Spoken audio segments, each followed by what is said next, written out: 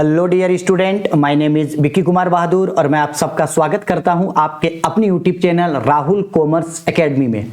आज हम इस वीडियो में जानने वाले हैं Jharkhand academy council JAC board Ranchi के द्वारा क्लास 12th के लिए जो सेशन 2022 और 2023 का आप सबको पता होगा कि आप लोगों का जो एग्जाम है वो अब टर्म 1 और टर्म 2 पे होगा। इससे पहले के वीडियो में मैंने आप लोगों को ये बता दिया था कि आप किस तरीके से अपने सिलेबस को डाउनलोड कर सकते हैं। इस वीडियो में मैं कॉमर्स क्लास 12 के स्टूडेंट का टर्म 1 का कंप्लीट सिलेबस के बारे में बात करूंगा। यहां मैं आप लोगों को बताऊंगा कि कौन कौन सा सब्जेक्ट्स का कौन कौन सा सिलेबस है, कौन कौन सा चैप्टर टर्म 1 पे पढ़ना है, टर्म 1 क्या आप प्रिपरेशन किस तरीके से कर सकते हो, कौन कौन सा इंपॉर्टेंट चैप्टर्स आप लोगों को पढ़ना है, किस तरीके से आप लोगों को अपना रूटीन बनाना है, एग्जाम का प्रिपरेशन किस तरीके से करना है, कौन सा बेस्ट बुक आप लोगों के लिए होगा और मैं ऑनलाइन क्लासेस आप लोगों को कब से प्रोवाइड कराऊंगा। और सबसे इंपॉर्टेंट चीज, Jharkhand academy council JAC board ने सारे सब्जेक्ट्स का तो सिलेबस डाला, लेकिन CMS यानी कंप्यूटर साइंस का जो सिलेबस है वो नहीं डाला है। तो इस वीडियो में मैं आपको कंप्यूटर साइंस का भी सिलेबस बताऊंगा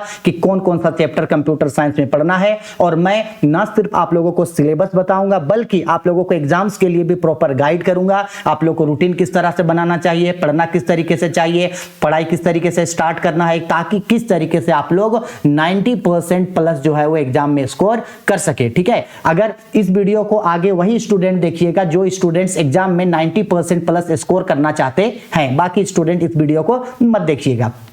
और जितने भी स्टूडेंट इस वीडियो को देखते हैं, प्लीज आप सभी लोगों से रिक्वेस्ट है कि अगर वीडियो पसंद आती है आप लोगों को तो आप लोग वीडियो को लाइक जरूर करें। कोई भी दिक्कत, कोई भी परेशानी, कोई भी डाउट है तो कमेंट करके मुझसे जरूर पूछा कीजिए। व्यूज ज्यादा होते हैं लेकिन लाइक्स कम होते हैं। आप लोग वीडियो को शेयर नहीं करते हैं, कमेंट्स नहीं करते हैं, तो इससे मैं थोड़ा सा डिमोटिवेट हो जाता हूं और मुझे लगता है कि शायद मैं आप लोगों के लिए जो इतना एफर्ट कर रहा हूं, इतना मेहनत कर रहा हूं, शायद वो कहीं ना कहीं आप लोगों तक नहीं पहुंच रहा है। तो अगर आप लोग चाहते हैं कि मैं 12th क्लास का सारा सब्जेक्ट्स आप लोगों को पढ़ाया करूं और हर तरीके से मैं आपका सपोर्ट करूं, तो आप लोग भी मुझे थोड़ा सपोर्ट जरूर कीजिए। ज्यादा से ज्यादा इस वीडियोस को शेयर किया कीजिए, लाइक किया कीजिए, जो भी कमेंट्स है वो कमेंट्स किया कीजिए और अपने सारे दोस्तों से चैनल जरूर सब्सक्राइब करवाइएगा ताकि हम सभी लोग मिल करके अच्छे तरीके से एग्जाम का प्रिपरेशन कर सके। ठीक है, देखो आप लोगों के लिए मेहनत करते हैं तो इतना तो मैं एक्सेप्ट करता हूं आप लोगों से कि आप लोग भी मेरा थोड़ा सा सपोर्ट जरूर करोगे। ठीक है, चलो अब सिलेबस के बारे में तो बात करेंगे। अभी सिलेबस से पहले काफी सारी चीजों को ऐसे हैं जो आप लोगों को जानना जरूरी है। देखो, सबसे पहले ये जान लो कि अभी जो आप लोगों का ये जो क्लास 12th यानी जो सेशन 2022 और 2023 है, ये समझ लो कि आप लोगों का जो अब एग्जाम होगा वो एग्जाम आप लोगों का 2 टर्म में डिवाइड हो गया है। एक है आप लोगों का टर्म 1 और दूसरा होगा आप लोगों का टर्म 2। टर्म 1 टर्म 2 ऐसा ही है जैसे क्लास 11th पे था। ये जो टर्म 1 जो है, ये टर्म 1 का जो एग्जाम होगा वो एग्जाम आप लोगों का नवंबर 2022 में आप लोगों का एग्जाम हो जाएगा। झारखंड एकेडमी काउंसिल ने ऑफिशियल कर दिया है कि टर्म 1 का एग्जाम जो है वो नवंबर 2022 में होगा और टर्म 2 का जो एग्जाम होगा वो आप लोगों का होगा मार्च 2023 में आप लोगों का एग्जाम होगा टर्म 2 का। अब ये जो टर्म 1 का जो भी एग्जाम्स होगा वो सारे एग्जाम MCQs पे होंगे। किस पे होंगे? MCQ पे बेस होंगे। ठीक है, और टर्म 2 के जो भी एग्जाम्स होंगे वो एग्जाम आप लोगों का थ्योरी एग्जाम होगा। कौन सा एग्जाम होगा? Theory. Very short type question होगा, शॉर्ट टाइप क्वेश्चन होगा और लॉन्ग टाइप क्वेश्चन होगा। अब थोड़ा सा आपको ये समझना है कि ये जो मान लो ये जो टर्म 1 जो है आप लोगों का, ये आप लोगों का एडिशनल पेपर के साथ एग्जाम होगा। क्लास 11th में एडिशनल पेपर का एग्जाम नहीं हुआ था, लेकिन यहाँ एडिशनल पेपर का एग्जाम होगा। तो 5 सब्जेक्ट आप लोगों का है, जैसे अकाउंट्स होगा और बिजनेस स्टडी होगा, ETP होगा, इकोनॉमिक्स होगा, BMT होगा, हिंदी होगा या इंग्लिश होगा या तो फिर कंप्यूटर साइंस होगा। ठीक है, तो इस तरह से आपका 6 सब्जेक्ट होगा एडिशनल पेपर और किसी स्टूडेंट का 5 सब्जेक्ट होगा। तो जिन लोगों का मान लो 6 सब्जेक्ट होगा उन लोगों का एग्जाम जो होगा वो 300 नंबर का एग्जाम जो होगा वो टर्म 1 के लिए होगा और 300 नंबर का एग्जाम जो होगा वो टर्म 2 के लिए होगा। यानी बात करें कि 5 सब्जेक्ट है, कितना सब्जेक्ट है टोटल, कितना सब्जेक्ट है आपका? 6 सब्जेक्ट है और एक सब्जेक्ट में 50 नंबर के हिसाब से आप लोगों का जो है वो 300 नंबर टर्म 1 होगा, 300 नंबर टर्म 2 होगा। अब देखो, ये जो टर्म 1 का जो आप लोगों का एग्जाम होने वाला है, टर्म 1 का एग्जाम MCQ पे होगा, ये तो कंफर्म है। ठीक है, अब हर सब्जेक्ट से टर्म 1 के लिए 40-40 नंबर का क्वेश्चन पूछा जाएगा।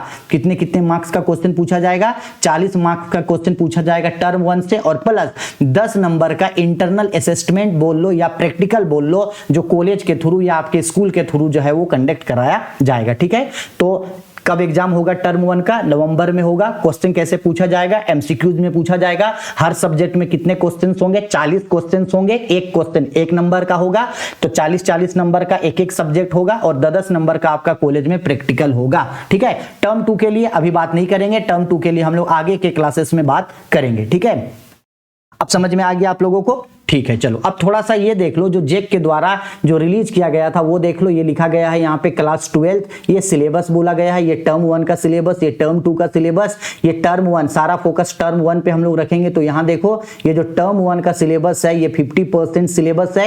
एग्जाम किस तरीके का होगा? एमसीक्यूज में होगा, ओएमआर सीट पे एग्जाम जो है वो कंडक्ट कराया जाएगा। अभी टर्म 2 के बारे में हम लोग नहीं देखते हैं। ठीक है, हाँ, और एक बात थोड़ा सा समझ लो।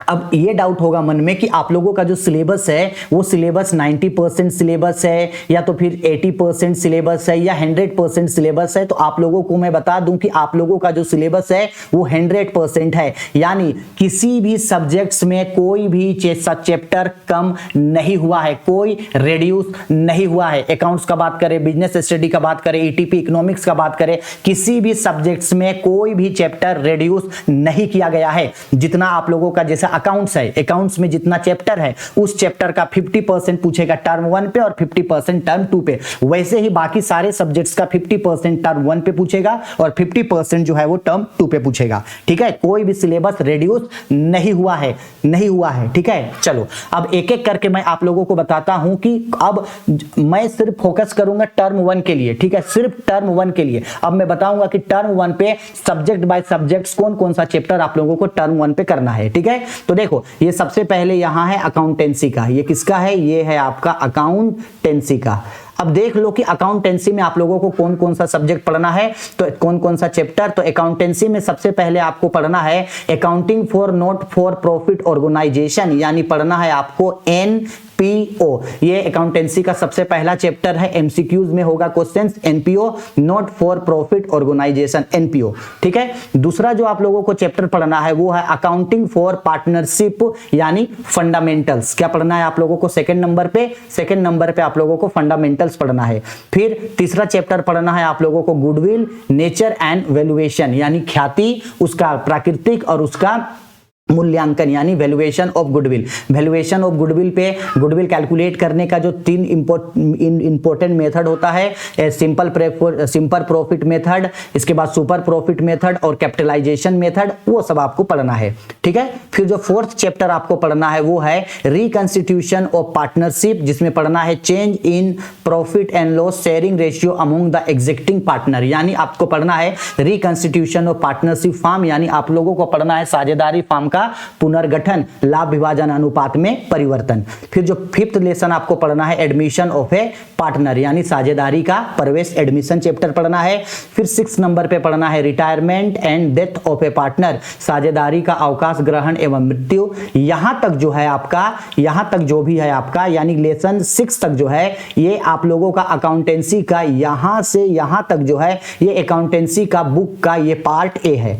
ठीक है, इसके बाद ये जो 7th चैप्टर जो है financial statement of A company, यानी कंपनी का वित्तीय विवरण, बैलेंस शीट यानी आर्थिक चिट्ठा और अकाउंटिंग एनालिसिस यानी लेखांकन अनुपात, ये जो है आप लोगों का, ये आप लोगों का पार्ट बी में मिल जाएगा। किस में मिलेगा? पार्ट बी में। तो बात करें तो अकाउंटेंसी में टोटल कितना चैप्टर पढ़ना है? टोटल आप लोगों को अकाउंटेंसी में 8 चैप्टर पढ़ना है। ठीक है, चलो आ गया समझ में। अब अकाउंटेंसी के बाद आते हैं बिजनेस स्टडी। किसमें आते हैं? बिजनेस स्टडी यानी बीएसटी। आप लोगों को बता दें कि बिजनेस स्टडी जो है ये भी बीएसटी जो है ये 2 पार्ट में डिवाइड होता है। एक है आप लोगों का ये पार्ट ए और दूसरा है आप लोगों का पार्ट बी। तो बात करें तो ये जो पार्ट ए जो है ये ऑलमोस्ट, पार्ट ए के सारे चैप्टर जो हैं ये ऑलमोस्ट आप लोगों को टर्म 1 के लिए दे दिया गया है। ठीक है, और पार्ट बी का ऑलमोस्ट जो सारे चैप्टर्स होंगे वो आप लोगों को टर्म 2 के लिए दे दिया जाएगा वहां। ठीक है, तो बिजनेस स्टडी का पार्ट 1 का सारा चैप्टर जो है वो टर्म 1 पे मिलेगा। तो फर्स्ट कौन कौन सा चैप्टर पढ़ना है बिजनेस स्टडी में आपको? तो देखो बीएसटी में सबसे पहले आपको पढ़ना है nature and significance of management, यानी प्रबंध की प्रकृति एवं विशेषताएं, लेसन 1 है ये। दूसरा चैप्टर जो पढ़ना है आपको प्रिंसिपल ऑफ मैनेजमेंट, यानी प्रबंध के सिद्धांत, प्रिंसिपल ऑफ मैनेजमेंट। इसके बाद तीसरा नंबर पे आपको पढ़ना है मैनेजमेंट एंड बिजनेस इन्वायरमेंट, प्रबंध एवं व्यवसायिक पर्यावरण, लेसन 3 में में पढ़ना है। फिर आप लोगों को लेसन 4 में पढ़ना है प्लानिंग यानी कि नियोजन। फिर लेसन 5 में आप लोगों को पढ़ना है ऑर्गेनाइजिंग यानी कि संगठन। फिर लेसन 6 में पढ़ना है स्टाफिंग यानी कि नियुक्तिकरण। फिर लेसन 7 में पढ़ना है आपको डायरेक्टिंग यानी कि निर्देशन। ठीक है, तो बात करें बिजनेस स्टडी में, तो बिजनेस स्टडी में टोटल आप लोगों को ये जो 7 चैप्टर है, ये 7 चैप्टर्स आप लोगों को टर्म 1 के लिए करना होगा। ठीक है, चलो आगे बढ़ते हैं। अब आते हैं बीएमटी में, business mathematics and statistics. BMT किस में आते हैं? अब बीएमटी में। तो बीएमटी में देखो आप लोगों को टर्म 1 के लिए कौन कौन सा चैप्टर पढ़ना है। तो टर्म 1 के लिए सबसे पहले आपको पढ़ना है प्रोग्रेशन, और ये प्रोग्रेशन में आपको 3 चैप्टर पढ़ना है, एपी, जीपी और एचपी। एपी का मतलब होता है अर्थमेटिक प्रोग्रेशन, जीपी का मतलब होता है ज्योमेट्रिक प्रोग्रेशन और एचपी का मतलब होता है हार्मोनिक प्रोग्रेशन। ठीक है, आप लोगों को बता दें कि बीएमटी में हम लोग ऑलरेडी 2 चैप्टर्स पढ़ चुके हैं। एक है आपका मैट्रिक्स और एक है आपका सेट थ्योरी। तो ये जो मैट्रिक्स और सेट थ्योरी जो है ये आप लोगों को टर्म 2 के लिए दे दिया गया है। ठीक है, तो 1-2 दिन के बाद जो आप लोगों का ऑनलाइन क्लासेस स्टार्ट करेंगे, तो बीएमटी में सबसे पहले मैं आप लोगों को एपी ही पढ़ाऊंगा। क्या पढ़ाऊंगा? सबसे पहले एपी, क्योंकि यहां से 5 से 6 क्वेश्चन यहां से जो है वो टेली करेगा।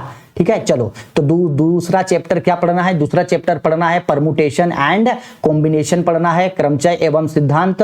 इसके बाद हम लोग को पढ़ना है लेसन 3 पे डिटर्मिनेंट्स। इसके बाद लेसन 4 पे पढ़ना है डिफरेंशिएशन। लेसन 5 पे पढ़ना है इंटीग्रेशन। लेसन 6 पे पढ़ना है आपको geometric mean and harmonic mean. और लेसन 7 पे पढ़ना है टाइम सीरीज यानी कि काल श्रेणी। यानी कि बात करें बीएमटी में, तो बीएमटी में भी टोटल कितना चैप्टर है पढ़ने के लिए? टोटल 7 चैप्टर है बीएमटी में पढ़ने के लिए। और टेंशन नहीं लीजिएगा, मैं आप लोगों के सारे सब्जेक्ट्स को 1 से 1.5 महीने के अंदर सारे सब्जेक्ट्स का सारा एमसीक्यूज करवा दूंगा, जिससे एग्जाम्स में आप लोगों को 90% प्लस स्कोर करने में जो है वो हेल्प मिलेगा। ठीक है, आगे बढ़ते हैं। बीएमटी हो गया। अब बीएमटी के बाद आते हैं इंग्लिश में। देखो ये थोड़ा सा शॉर्ट है, थोड़ा सा इंग्लिश को अच्छा से समझना। ये सिलेबस किसका है? ये पूरा का पूरा सिलेबस है इंग्लिश कोर का है, इंग्लिश कोर का है। तो आप लोगों को बता दें कि इंग्लिश कोर के लिए एक बात पहले समझ लो। इंग्लिश कोर में सबसे पहले आप समझ लो कि आपको एक पैसेज देगा, रीडिंग कॉम्प्रिहेंशन, यानी यहां पे आपको क्या मिलेगा? एक पैसेज मिलेगा। उस पैसेज में 5 क्वेश्चंस होगा, जिसको आंसर आपको टिक लगाना है, जैसे आप लोगों ने क्लास 11th में पढ़ा था। फिर आप लोगों को 2 नंबर पे note making and summary writing, यहां से क्वेश्चंस पूछेगा।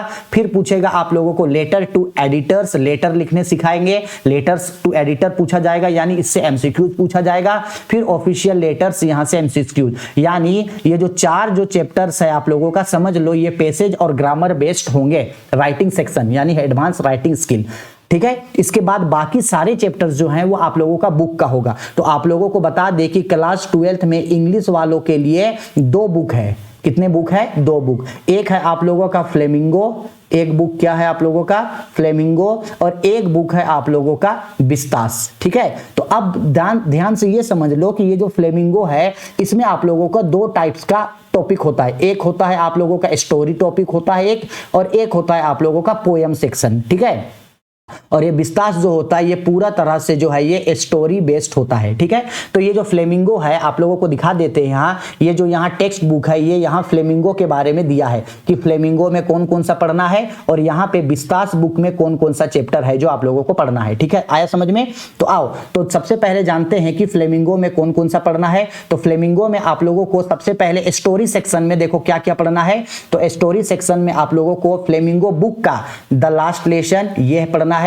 इसके बाद लॉस्ट स्प्रिंग पढ़ना है, डीप वाटर पढ़ना है, और द रेड ट्रैप। ये जो 4 चैप्टर है ये आप लोगों को फ्लेमिंगो के बुक से करना है। ठीक है, अब फ्लेमिंगो में पोएम सेक्शन भी होता है। तो देखो पोएम सेक्शन में आप लोगों को कौन कौन सा पोएम टर्म 1 के लिए पढ़ना है। टर्म 1 में आप लोगों को पोएम में पढ़ना है माई मदर एट 66। यहां से इंपॉर्टेंट क्वेश्चन पूछा जाता है, पिछले साल भी पूछा गया था, इस साल भी पूछेगा। इसके बाद दूसरा पोएम पढ़ना है an elementary school classroom in a slum, यहां से भी वीवीआई क्वेश्चन पूछा जाता है। और कीपिंग क्वाइट, यानी कि बात करें तो फ्लेमिंगो का जो स्टोरी है, ये जो फ्लेमिंगो का स्टोरी है यहां से 4 स्टोरी से पूछेगा, और जबकि पोएम सेक्शन से आपको 3 पोएम पूछा जाएगा। ठीक है। अब बात करते हैं हम लोग ये विस्तास पे। विस्तास बुक से क्या पढ़ेगा, तो विस्तास बुक से आप लोगों को 4 स्टोरी आप लोगों को करना है। एक है आप लोगों को द थर्ड लेवल, फिर दूसरा करना है द टाइगर किंग, तीसरा करना है journey to the end of the earth, जिसमें आप लोग गोंडावना और अंटार्कटिका के बारे में पढ़ोगे। इसके बाद 4th नंबर पे पढ़ना है द एनिमी, जिसमें आप लोग चीन और अमेरिका के वॉर से रिलेटेड चीजों के बारे में पढ़ोगे, ठीक है। तो आई होप समझ में आ गया है कि इंग्लिश जो है, इंग्लिश में रीडिंग कॉम्प्रिहेंशन पूछेगा, एडवांस राइटिंग स्किल पूछेगा, और फ्लेमिंगो के बुक से 4 स्टोरी से पूछेगा और 3 पोयम है, और विस्तास बुक से 4 स्टोरी जो है वो आप लोगों को टर्म 1 के लिए करना है, ठीक है। आगे समझ में चलो। अब सबसे इंपॉर्टेंट चीज कंप्यूटर साइंस। देखो कंप्यूटर साइंस के लिए झारखंड एकेडमिक काउंसिल ने सिलेबस नहीं डाला है, लेकिन मैं आप लोगों को बता देता हूं कि कौन कौन सा सिलेबस है जो आप लोगों को क्लास 12th में करना है, स्पेशली कंप्यूटर साइंस में। तो देखो एक बात पहले समझ जाओ कि जो कंप्यूटर साइंस है, कंप्यूटर साइंस में टोटल आप लोगों का 5 यूनिट होता है। क्लास 12th का जो कंप्यूटर साइंस है उसमें आप लोगों का टोटल कितना यूनिट है, टोटल आप लोगों का 5 यूनिट है। यूनिट 1, यूनिट 2, यूनिट 3, यूनिट 4 और यूनिट 5, ठीक है। अब देखो यूनिट 1 पे क्या पढ़ना है, यूनिट 1 पे है C++, यूनिट 2 पे पढ़ना है डाटा स्ट्रक्चर, यूनिट 3 पे पढ़ना है डाटाबेस एंड SQL, यूनिट 3 पे पढ़ना है बूलियन अलजेब्रा, और यूनिट 5 पे पढ़ना है डाटा कम्युनिकेशन एंड नेटवर्किंग। अब चूंकि ये नहीं बोला गया है कि इनमें से CMS में, ये CMS पे कौन कौन सा यूनिट जो है वो आप लोगों का टर्म 1 के लिए है और कौन कौन सा यूनिट जो है वो आपको टर्म 2 के लिए है, ठीक है।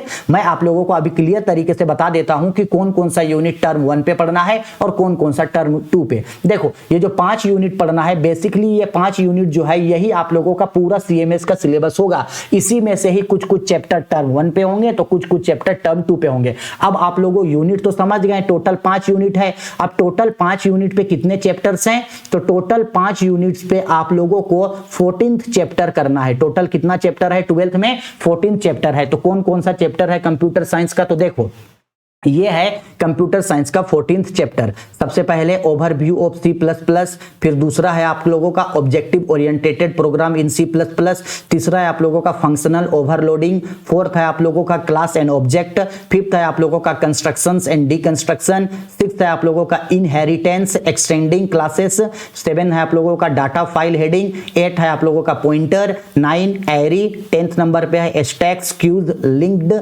लिस्ट, 11th पे है डाटाबेस कॉन्सेप्ट, 12 पे है SQL यानी स्ट्रक्चर क्वेरी लैंग्वेज, इसके बाद बूलियन अलजेब्रा, और 14th पे पढ़ना आप लोगों को कम्युनिकेशन एंड नेटवर्क। यहां जो स्टूडेंट क्लास 11th में कंप्यूटर साइंस किए थे वो गौर करना, यहां से लेकर के ये जो यहां तक जो चैप्टर्स है यानी 1 से लेकर के 9 नंबर तक का जो चैप्टर है, ये सारा का सारा जो चैप्टर है वो क्लास 11th पे बेस्ड है, ठीक है। क्लास 11th में आपने इन सारे चैप्टर्स को पढ़ रखा था, तो आप लोगों के लिए एक एडवांटेज ये है कि क्लास 11th का जो भी कंप्यूटर साइंस आप लोगों ने MCQs में पढ़ा था उसको रीडिंग जरूर डालते रहिएगा, पढ़ते रहिएगा, क्योंकि क्लास 11th के बेस पे बहुत सारा क्वेश्चन जो है वो आप लोगों को पूछा जाएगा, ठीक है। इसके नेक्स्ट वीडियो में मैं आप लोगों को बता दूंगा कि इन चैप्टर्स में से कौन कौन सा चैप्टर जो है वो टर्म 1 के लिए रिजर्व रखा गया है और कौन कौन सा चैप्टर जो है वो टर्म 2 पे। लेकिन एक बात मैं आप लोगों को बता दूं कि 1 लेसन से लेकर के रिगार्डिंग 1 से लेकर के लेसन 9 तक जो है ये जरूर आप लोगों का टर्म 1 पे इंक्लूड होगा, क्योंकि 1 से लेकर 9 तक का जो चैप्टर्स है वो आप लोगों ने ऑलरेडी 11th में पढ़ रखा था। तो आप लोग जो है 1 से लेकर 9 तक के चैप्टर्स को जरूर अच्छा से करके रखिएगा, ठीक है। आगे समझ में चलो। अब आते हैं इकोनॉमिक्स, अर्थशास्त्र। बहुत सारे स्टूडेंट ये कमेंट कर रहे थे कि अर्थशास्त्र में जो है क्वेश्चन हिंदी में दिया है, तो मैं आप लोगों को समझाने के लिए बगल में इंग्लिश में भी मैंने आप लोगों को क्वेश्चंस बता दिया है, ठीक है। तो देखो पहले इतना समझ लो कि क्लास 12 का ये जो इकोनॉमिक्स है, ये इकोनॉमिक्स 2 पार्ट में डिवाइड है, ठीक है। पार्ट ए है आप लोगों का माइक्रो इकोनॉमिक्स और पार्ट बी जो है वो है आप लोगों का मैक्रो इकोनॉमिक्स, ठीक है। तो अब माइक्रो इकोनॉमिक्स का भी कुछ चैप्टर और मैक्रो इकोनॉमिक्स यानी व्यष्टि अर्थशास्त्र और समष्टि अर्थशास्त्र का कुछ कुछ चैप्टर जो है वो टर्म 1 के लिए दिया है। तो देखो सबसे पहले यहां देख लो, ये है ऑप्शन ए यानी व्यष्टि अर्थशास्त्र, ठीक है, और ये है ऑप्शन बी यानी कि समष्टि अर्थशास्त्र। तो देखो कौन कौन सा चैप्टर आप लोगों को पढ़ना है, तो आप लोगों को बेसिकली लेसन 1 में पढ़ना है आप लोगों को व्यष्टि अर्थशास्त्र का परिचय पढ़ना है, उपभोक्ता व्यवहार का सिद्धांत सिद्धांत पढ़ना है, उत्पादन और लागत। फिर पार्ट बी पे यानी समष्टि अर्थशास्त्र में आप लोगों को पढ़ना है समष्टि अर्थशास्त्र का परिचय पढ़ना है, राष्ट्रीय आय का लेखांकन पढ़ना है और आय एवं रोजगार का निर्धारण। ठीक है, अब बात करते हैं इंग्लिश वाले स्टूडेंट, तो यहां देख लो, यहां लिखा गया है माइक्रो इकोनॉमिक्स और ये है आप लोगों का मैक्रो इकोनॉमिक्स। ठीक है, तो माइक्रो इकोनॉमिक्स में बेसिकली कौन कौन सा चैप्टर पढ़ना है? माइक्रो इकोनॉमिक्स में पढ़ना है इंट्रोडक्शन माइक्रो इकोनॉमिक्स का, principle of consumers behaviour, production and cost. और मैक्रो इकोनॉमिक्स में आप लोग को पढ़ना है introduction of macro economics, accounting for national incomes और determination of income and employment. यानी टर्म 1 के लिए आप लोगों को इकोनॉमिक्स से माइक्रो इकोनॉमिक्स से 3 चैप्टर और मैक्रो इकोनॉमिक्स से 3 चैप्टर पढ़ना है। और आप लोग टेंशन मत लीजिएगा, सारे सब्जेक्ट्स को मैं आप लोगों को ऑनलाइन पढ़ा दूंगा। Accounts, BST, BMT, economics, computer science, Hindi, English, सारे सब्जेक्ट्स मैं आप लोगों को ऑनलाइन करा दूंगा। बस आप लोगों को कंटिन्यू क्लासेस अटेंड करने हैं और ज्यादा से ज्यादा वीडियो को शेयर करना है, दोस्तों के बीच शेयर करना है, वीडियोस को पूरा देखना है। जो भी दिक्कत, डाउट, परेशानी है वो बेझिझक मुझसे पूछना है। मैं आप लोगों, अगर आप लोग मेरा साथ दोगे तो हम सभी जो है वो एग्जाम में बहुत अच्छे नंबर से पास करेंगे। ठीक है, चलो अब आई होप सारा सिलेबस हो गया। हिंदी वाला सिलेबस मैंने इसलिए नहीं बताया क्योंकि बहुत कम स्टूडेंट लोगों का हिंदी होता है, लेकिन जिन लोगों का भी हिंदी कोर है वो लोग कमेंट करके बताना, मैं हिंदी का भी सिलेबस बता दूंगा। अब आते हैं कि आखिरकार टर्म 1 का एग्जाम का तैयारी कैसे करेंगे, क्योंकि बहुत सारे स्टूडेंट पढ़ते तो हैं, मेहनत तो करते हैं, लेकिन रिजल्ट जो है वो रिजल्ट कम आता है। तो रिजल्ट कम आने के काफी सारे रीजन होते हैं, लेकिन रिजल्ट कम आने का जहां एक ये भी होता है कि एग्जाम का प्रिपरेशन सही तरीके से नहीं हुआ। अभी ऑलमोस्ट आप लोगों के पास 3 मंथ का समय है, तो किस तरीके से 3 मंथ आप लोग यूटिलाइज करोगे, किस तरीके से आप लोगों का टाइम टेबल होना चाहिए, रूटीन होना चाहिए, किस तरीके से आप लोगों को पढ़ना है, कौन सा बेस्ट बुक आप लोगों के लिए है, कहां से आप लोग पढ़ना स्टार्ट करोगे और मैं कब कब क्लासेस दूंगा, इन सारी चीजों के बारे में आओ अब डिस्कस करते हैं। ठीक है, तो देखो कुछ चीज जो आप लोगों को याद रखना है, how to start your exam preparation. अपने एग्जाम्स प्रिपरेशन स्टार्ट किस तरीके से करें? देखो सबसे पहले याद रखो, एग्जाम्स के लिए टारगेट रखना कि 90% प्लस स्कोर होना चाहिए और प्रिपरेशन भी इसी तरीके से होना चाहिए। अगर 90% स्कोर चाहिए तो प्रिपरेशन भी इस तरीके से चाहिए। तो सबसे पहले आपको क्या करना होगा? सबसे पहले आपको मेक अ रूटीन या टाइम टेबल, आपको अपने लिए एक रूटीन और एक टाइम टेबल बनाना होगा। हर स्टूडेंट का टाइम टेबल रूटीन अलग अलग हो सकता है, क्योंकि बहुत सारे स्टूडेंट उठते कहीं और मतलब उठते लेट से होंगे, या तो फिर ट्यूशन का टाइमिंग कुछ अलग होगा। कुछ स्टूडेंट जैसे लड़कियां हैं या लड़के हैं जो घर के काम में या बाहर के काम में फंस जाते हैं। लेकिन एक रूटीन, एक टाइम टेबल बनाना जरूर बनाना बहुत इंपॉर्टेंट होता है। रूटीन और टाइम टेबल बनाना, रूटीन और टाइम टेबल बनाना। ठीक, अब जब रूटीन और टाइम टेबल आप बना लोगे तो उसको किस तरीके से रूटीन बनाना है? आप लोगों को read all your subjects in a day. उस रूटीन में आप लोगों को हर सब्जेक्ट्स को डालना है। अगर आप लोग का 5 सब्जेक्ट्स है तो रूटीन में उन 5 सब्जेक्ट्स को इंक्लूड करना है कि रोज आपको 5 सब्जेक्ट पढ़ने हैं और कम से कम एक सब्जेक्ट जो है, अभी एमसीक्यूज है तो एक सब्जेक्ट आपको 1 से लेकर के 1.5 घंटा तक जो है आप लोगों को एक सब्जेक्ट का एमसीक्यूज करना होगा। रूटीन बनाओ हर सब्जेक्ट्स का और हर सब्जेक्ट्स को रोज पढ़ो।